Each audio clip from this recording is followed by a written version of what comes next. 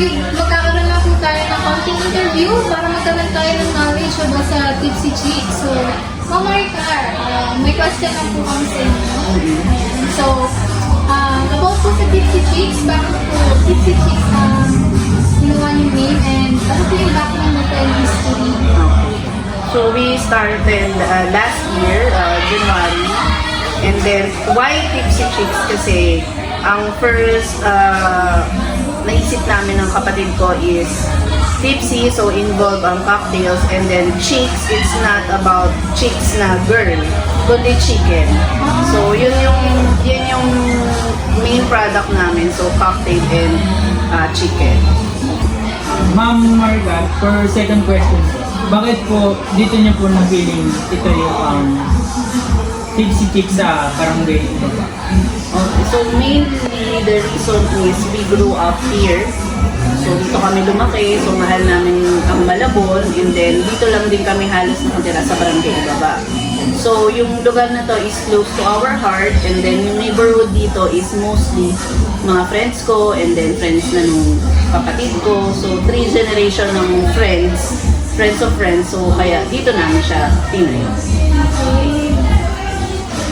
Question po Ma'am Marga, ano po yung mga strategies niyo po para po maka-attract ng mga customers?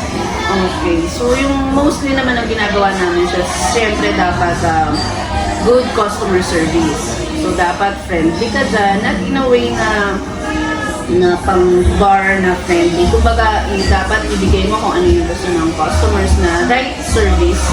Let's say may mga gusto sila or request pagdating sa food and drinks. So, we see to it na nagagawa namin or nabibigay namin gusto nila, and syempre yung friendly atmosphere dito sa bar para babalik at babalik sila.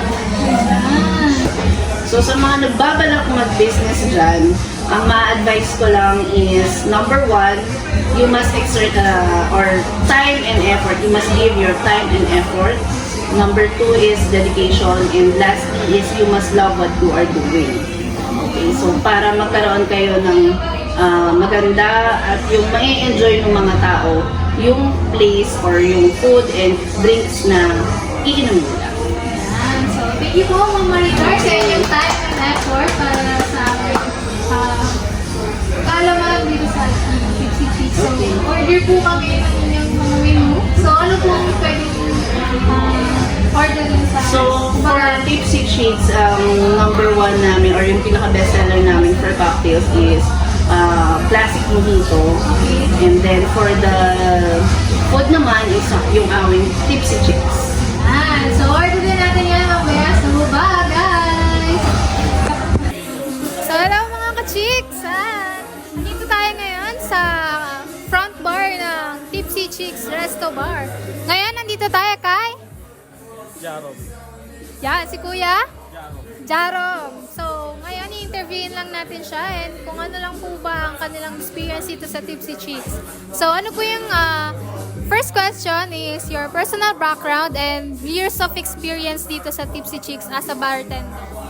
Yung first question, background, graduate ako ng Culinary Arts sa Bulacan State University.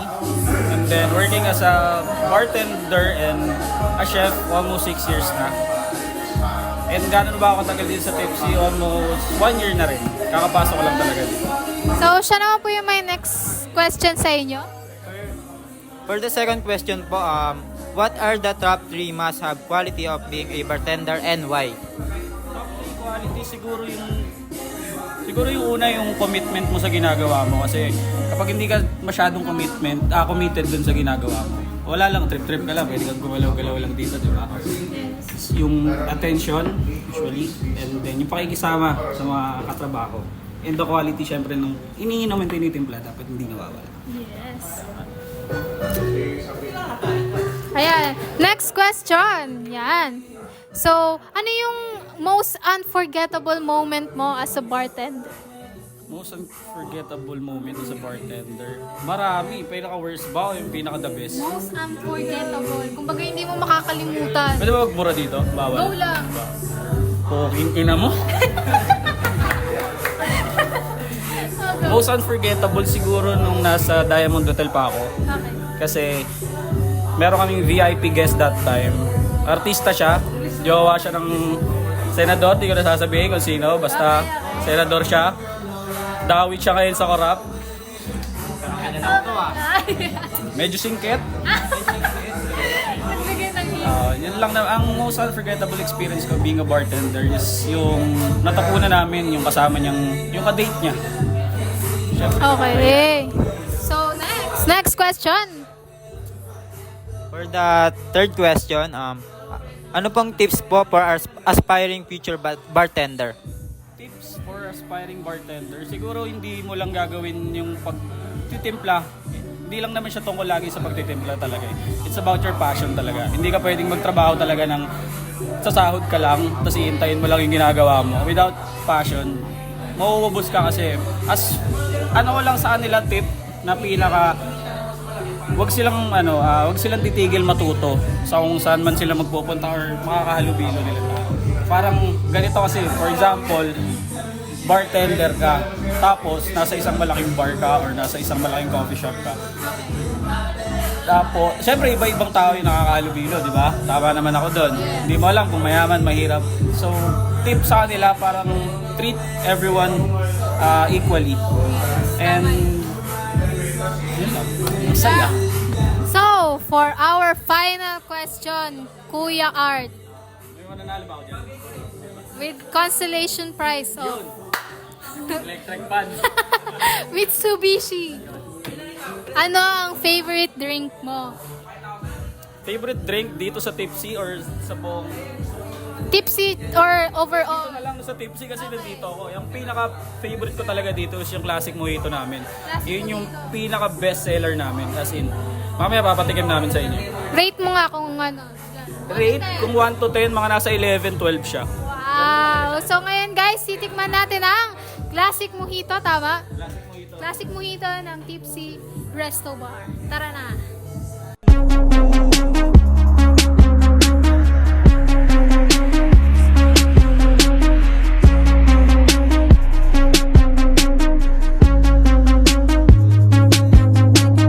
There can be one only you are.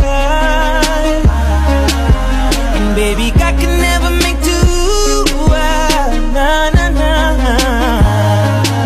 And I know you came here with your crew.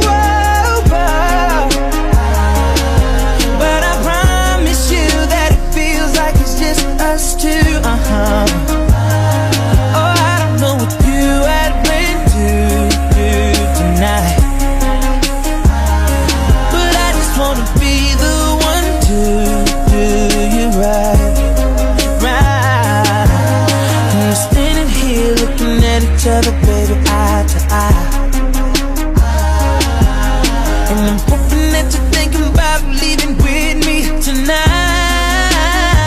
You said you came for love in the club, 'cause I wanna tell them they wrong. Come on, just baby, try a new thing, and let's spark a new flame. You gon' be my baby, love you crazy. Tell me if you ready, baby, come and get it. Try a new thing.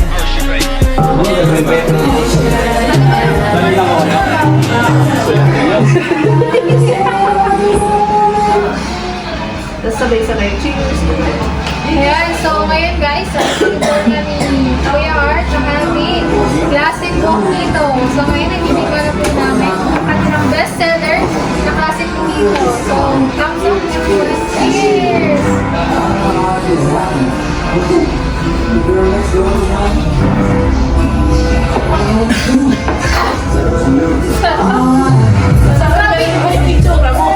Wait lang!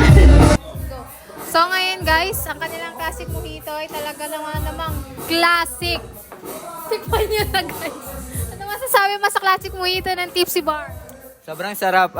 Pag pumunta kayo dito, malalaman nyo na lang kung gaano kasarap yung kanilang classic mojito.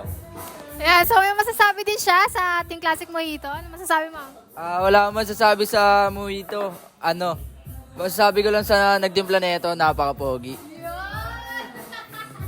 Para sa akin naman, sobrang sarap. Hindi mo malalasaan yung yung alak eh. Titimpla eh. Tapos, ang pogi pa nung nagtimpla. Ayun lang. So ngayon guys, dito na nagtatapos ang aming bar visit dahil i-enjoy na namin tong classic mojito guys ng Tipsy Chicks. So kita-kita na lang tayo. Kung gusto nyo pumunta dito, nandito lang sila sa Barangay Baba, Malabon City. So visit na! Bye-bye!